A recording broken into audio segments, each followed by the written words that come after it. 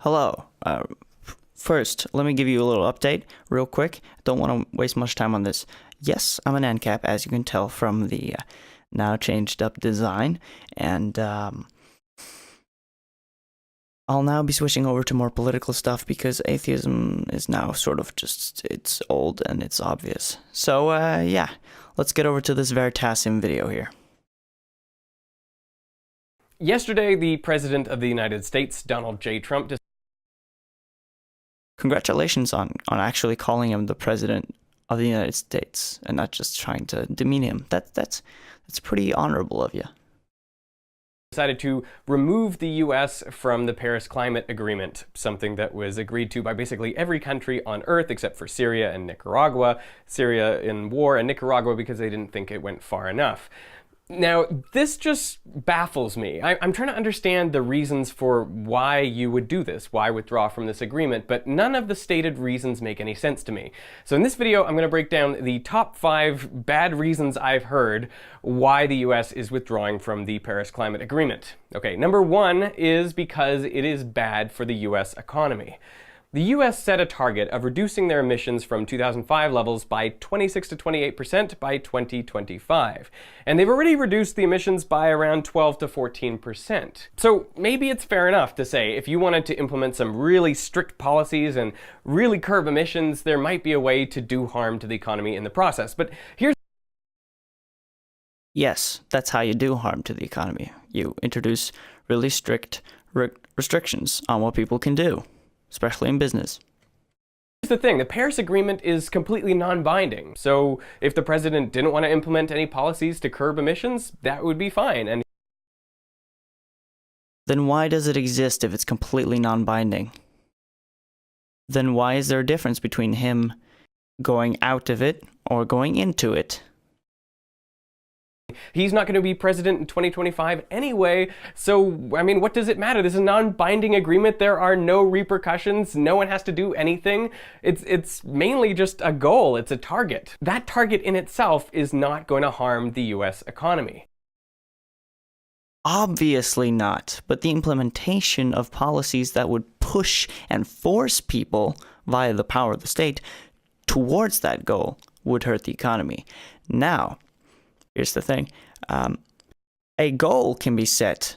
Sure, a goal doesn't have to be recognized by the state for it to be a goal. As you yourself will prove later in the video, the mental gymnastics here, I'm actually impressed. Actually kind of impressed here. Nice face. And all of this ignores the fact that the world is moving towards cleaner, greener tech innovation. There's going to be a lot of investment in that area, estimates of multiple trillions of dollars being invested in this. So remember that he says this, because this is what's so great about the free market is that people want green energy. Most people, well, at least half of people, at the very least, believe in climate change or global warming, whatever you want to call it. At least half of people in the US believe it. People want green energy. That's why people are purchasing stuff that's green. Tesla, motors, you see how huge they are. So as you now say, the free market's going to solve this. But just remember that he says this, because it's pretty funny. So if you're a country that doesn't embrace reductions in emissions, then actually you might miss out on investment opportunities, new innovations, and you might lose the opportunity to be a world leader, and that might actually hurt the GDP. And No. What are you talking about, man? Not being a country that embraces green energy is completely different from being in the Paris Agreement.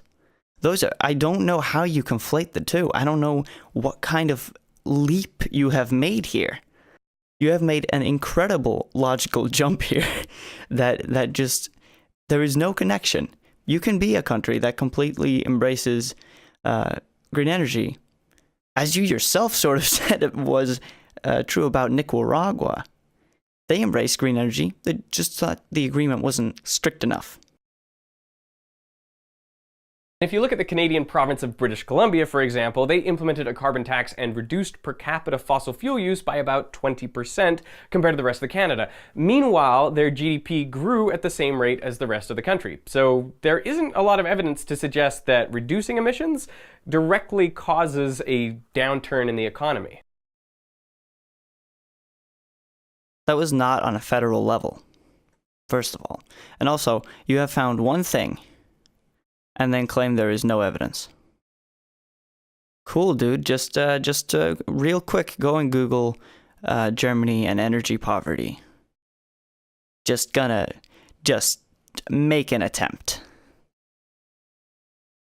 Which brings us to number 2. Well, the free market should decide what technologies take off, what innovations happen. The money, the smart money, should go where the good investment opportunities are. The government shouldn't be deciding who should win and who should lose and that we should change to a cleaner, greener economy. That is a very American viewpoint on the world, and I like it. I like this idea that markets are smart and they'll put money where it pays returns. The problem is, this market has never been fair. You know, as an ANCAP, obviously I'm going to get triggered here. Yes, it is. It's the perfect system. It is the absolute perfect system. And nice presenting your conclusion at the beginning, but you know, what he's about to describe is not a free market scenario. He's going to call it an analogy, which is weird because it's a scenario. But whatever. Not everybody's smart, you know. So. Oh, shit. And the reason why is because CO2 has not been considered really a pollutant up until now. And to be fair, CO2 doesn't really seem like a pollutant. And if you're just emitting a little bit of it, there's no problem.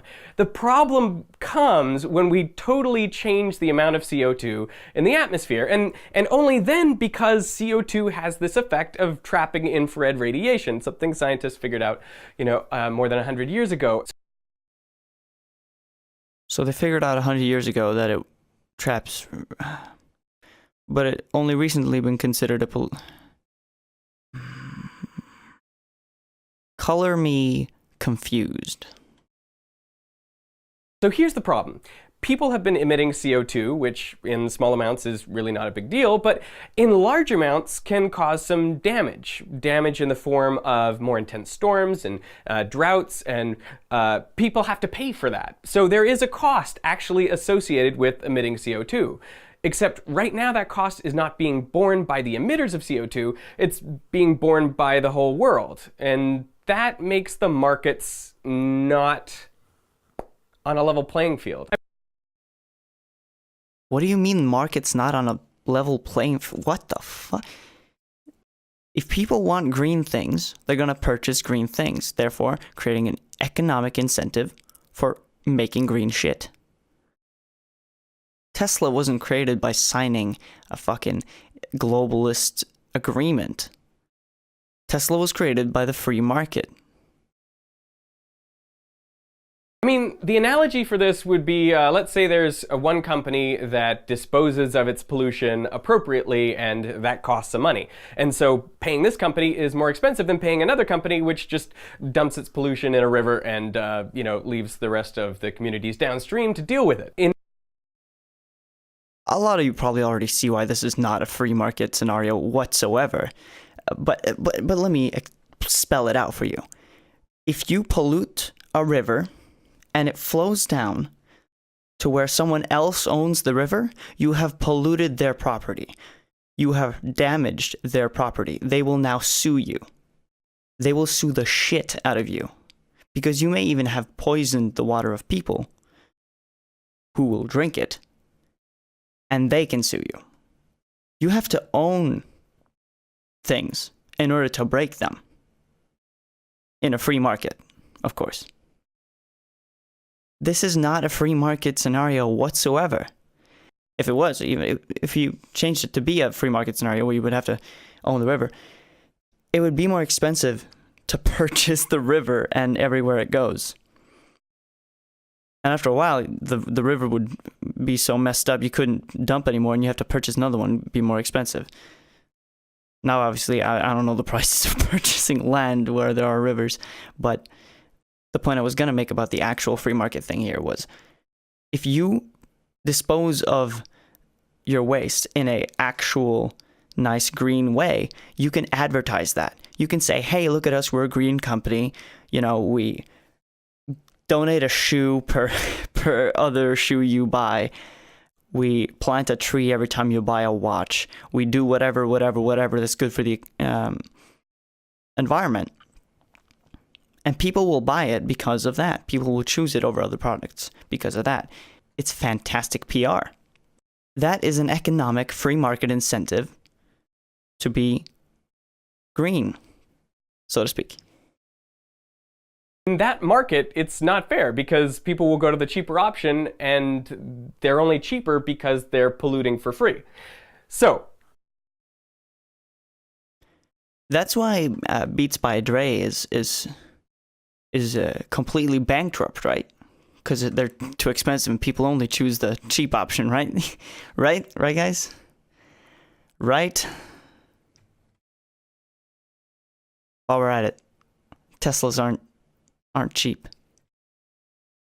In order for free markets to decide and make a fair decision, all I'm saying is we need to factor in the cost of the pollution. This makes cleaner technology way more competitive. And so yeah, let's go for a free market solution, but let's make sure the market is truly fair first. Number 3.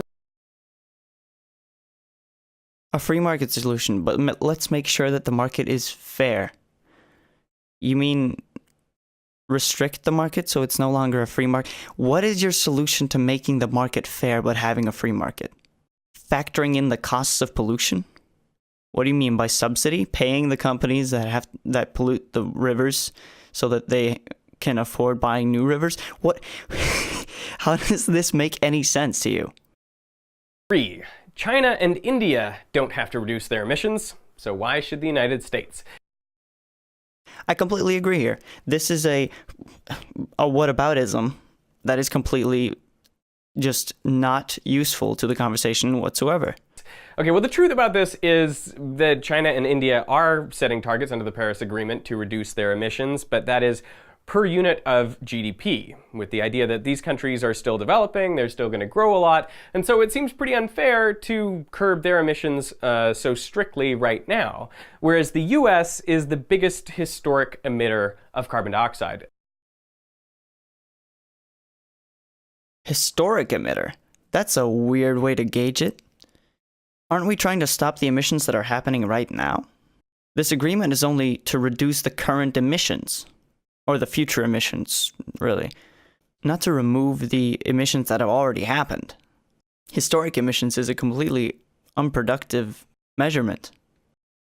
What we should be going by is who is the biggest current polluter. Oh, hey, would you look at that? They've emitted about 30% of the total excess carbon dioxide that is now in the atmosphere. Europe's also emitted about 30%. And that has made those countries very rich. Yeah, the country Europe. And very capable of changing their economies into less polluting economies. So the idea here is that what seems most fair is for the countries that contributed most to the problem. Sorry, I paused a little late there. So you're saying that using some fossil fuels at first can help a country transform into a more green country? Wow. I wonder if we could do that a little bit faster if we just let the free market go with the best solution? Just an idea that you put out there. To start to take action first, and also because their economies can deal with it, they're rich enough, and also the economies of the US and Europe don't depend very much on just a lot of energy. I mean... What? Everything depends on energy. Every house depends on energy. Every single building depends on energy. Every car depends on energy. If you ever increase the price of any energy, all prices will go up. Prices? Prices. Because they have to pay for energy. There is no economy in the world that is not dependent on energy.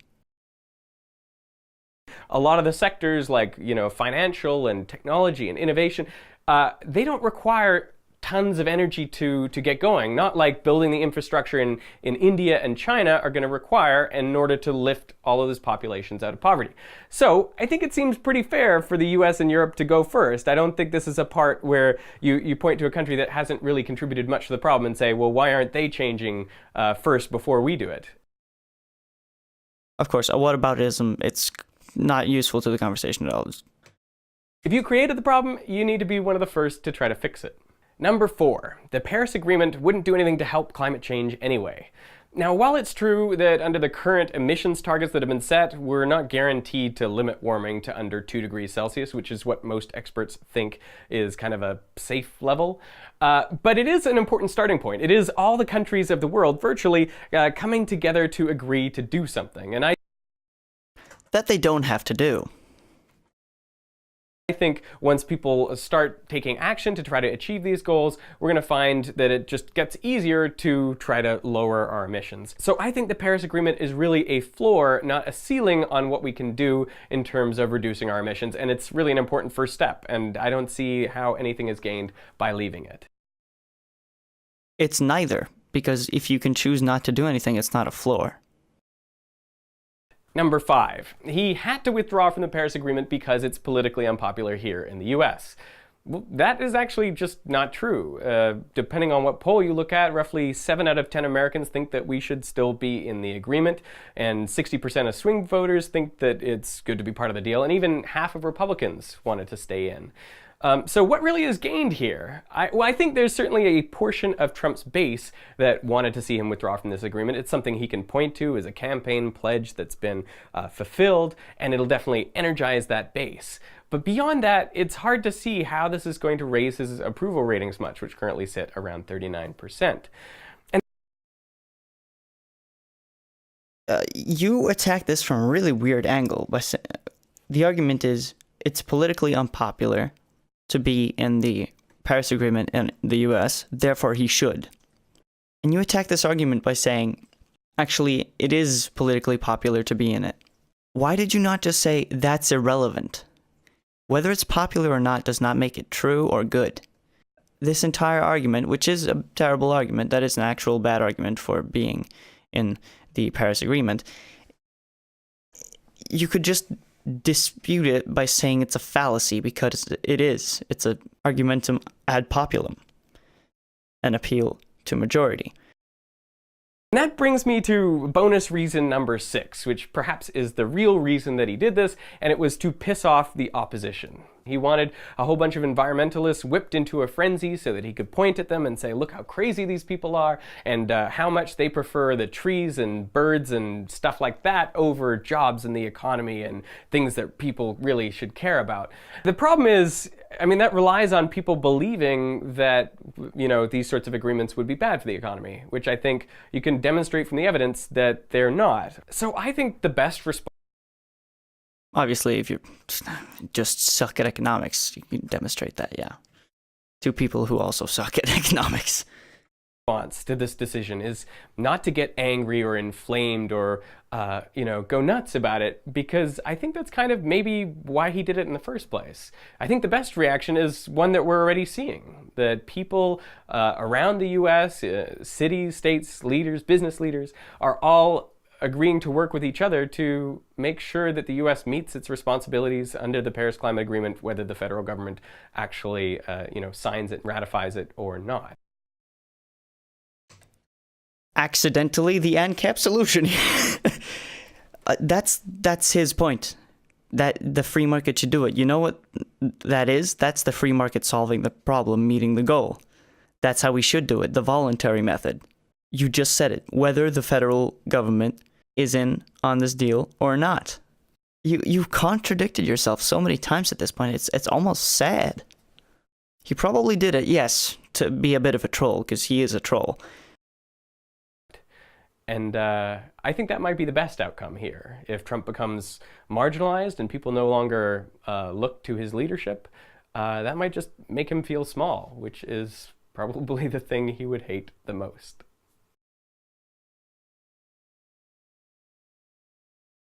the smug liberal problem.